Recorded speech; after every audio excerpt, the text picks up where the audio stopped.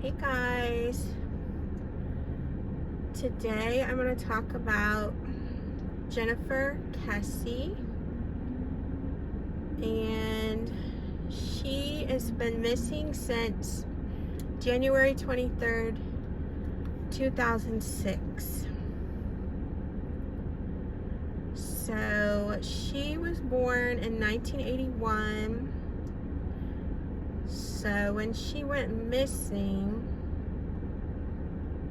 she was 24. So she would now be 41 because her birthday was in May. So to think about how many years she's been gone, so that's 16 years. So she's been gone 16 years,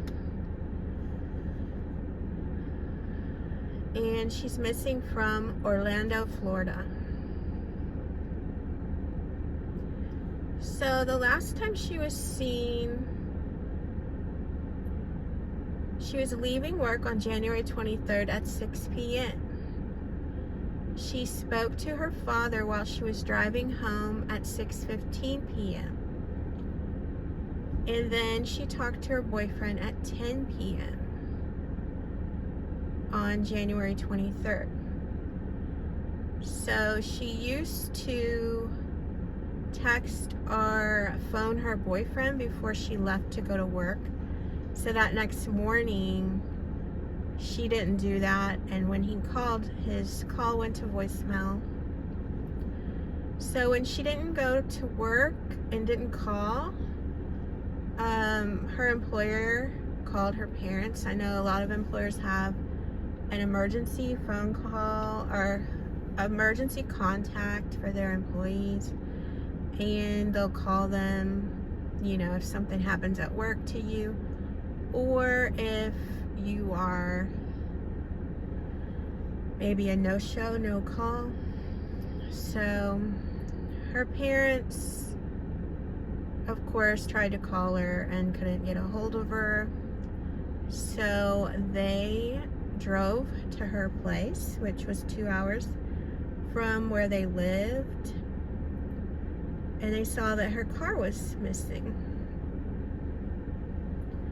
But in the home, which I guess they had a key, which is a good idea to give a family member a key to your home in case you ever get locked out, but also in case you are hurt and can't get to the door. There's a lot of reasons why that's a good idea. But her parents said that she had her clothes laid out, and they had seen a wet towel, so they think that she had gotten ready for work that morning. But that's interesting to note that her clothes were just put out, like she never got a chance to put them on. So they started making flyers. They contacted the police department. They had search parties.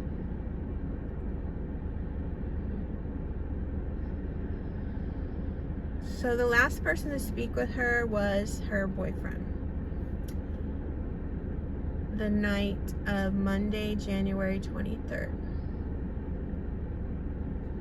So initially, investigators thought she was abducted as she was walking to her car. But now they think she left and was abducted on her way to work. I don't know about that.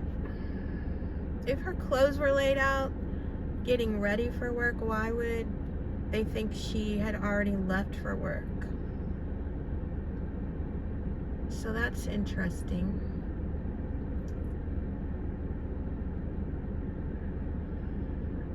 Okay. So it was 11 a.m. that day that her employers contacted her parents. And then at 12 p.m. is when they got that surveillance footage. Remember how there's a person that drops off her car at an apartment complex? So that's at 12 p.m. But it's not discovered till 2 days later, I think because someone that lived at the apartment thought it was suspicious and had heard about the case. So that's why we all should be aware of our surroundings. We might help solve a crime someday. Said a tenant of the apartment complex saw on the news they were looking for her car, and he noticed one in the parking lot, so he called the police. So there's no sign of a forced entry or struggle. It looked like she had locked her front door.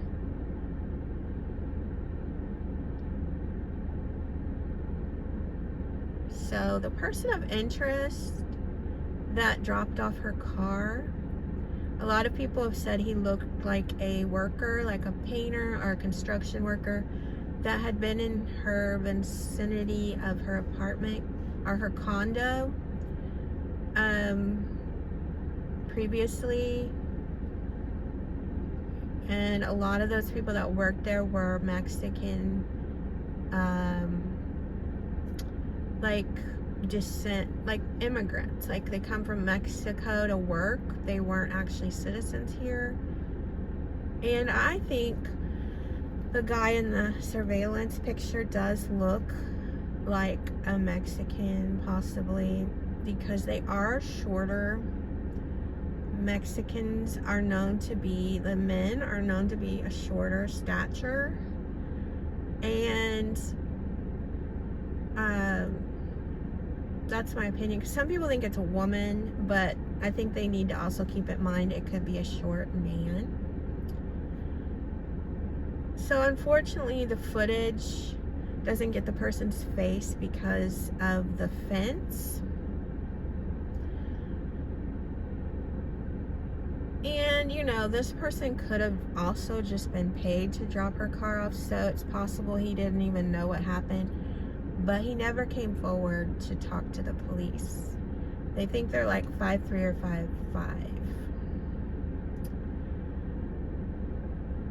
And they said the car had been wiped clean. And the following items were missing from her car: her cell phone, her iPod, her keys, her purse, her briefcase, and the outfit she was wearing, which is kind of weird. Like, she's missing too. So the outfit she's wearing, of course, it's going to be missing. So that's different. And her bank card had never been used since she went missing. So some of the theories are her ex-boyfriend wanted to get back with her, and then they also said maybe it was her current boyfriend, because I heard they had argued on the phone that night before she went missing. Another theory is, like I said, the condo she lived at had been undergoing expansion. Many of the laborers on site were non-English speakers, so they had trouble talking to them. I mean, there's translators. We can't be letting that be an excuse this day and age. So then the police started looking into her co-workers. So they found that a manager where she worked wanted to have a relationship with her, but she refused his advances because her workplace said you shouldn't have workplace relationships. But the detectives ruled him out as a suspect.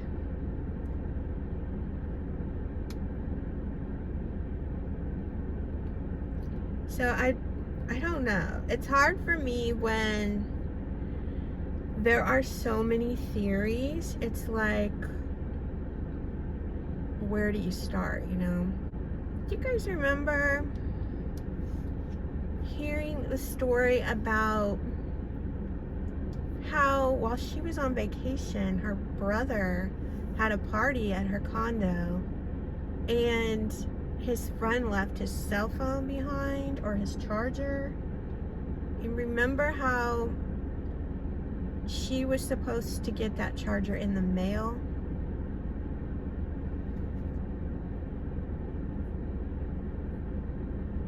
So that's another kind of theory. Like, she could have went out late at night to mail the charger. So we have the office romance guy that wants a romance. We have the condo workers that don't speak English. We have the theory that the ex-boyfriend wanted to get back with her and she didn't want to get back with him, and he was at a bar nearby. We have a theory of the current boyfriend and her getting into an argument before she hung up and before she went missing. And we have a theory of, that I just thought of, is her going out late at night to mail that phone or that charger that belonged to the brother's friend. So there's 5 theories in this case, and it's like, how do we even begin to wonder which one is true? You know, I was thinking, what if like the brother's friend showed up to get his phone or charger or whatever it was, and something happened there and we just don't know about it, because obviously this place does not have cameras. So that's pretty crazy. So maybe in a future video I'll go in more depth on each of these theories if you all are interested. But I just wanted to bring awareness to the case again, you know. I haven't heard much about it lately, and it's been so long. I mean, of course we hope she's still alive, but if she was kidnapped, her life was probably miserable if she's still alive.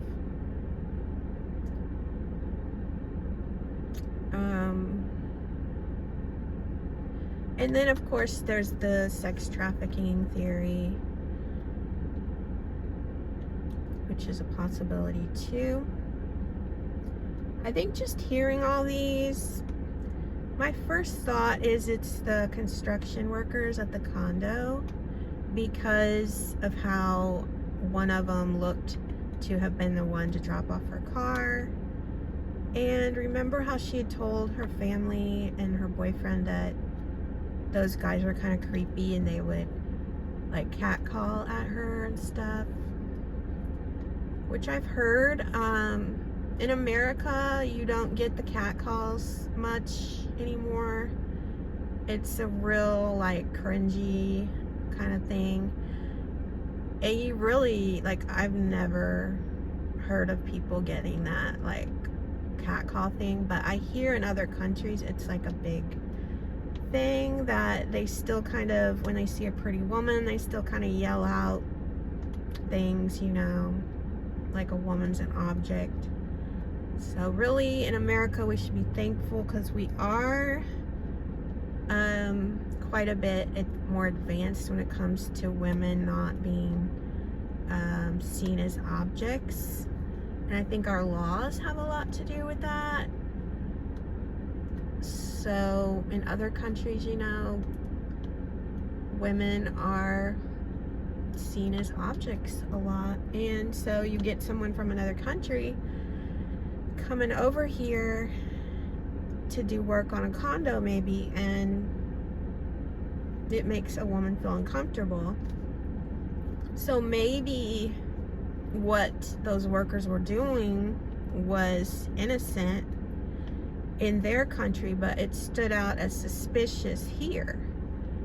So they might have not had anything to do with it, but because they're not used to that being something wrong, they get put on a suspect list. But apparently they're all, I think if it was the workers at the construction worker that, if it was the construction workers that did this, there's no way to find them. Like, a lot of them get paid cash. They don't give their true name. So you had to act on that real fast if the police were wanting to look into that theory. But I think it was the construction workers. I think, you know, I don't know where they all lived. It could be they were living on site somewhere. I think it could be she went out late to mail that phone, and some of the construction workers were like there in the parking lot nearby and did something to her, like kidnapped her, and then dropped her car off. But you know, we haven't found a body. That's the other thing. It's like, where is her body if that's what happened? Like, how can some criminals get away with this for so long? Like, disposing of a body, like, and others, they get caught in 2 days, you know? So I just wanted to share with you Jenneifer Kesse's case. And like I said, if you guys, if this video seems to be popular, then I'll do the different theories. Thank you to all my subscribers, and I'll see you in the next one.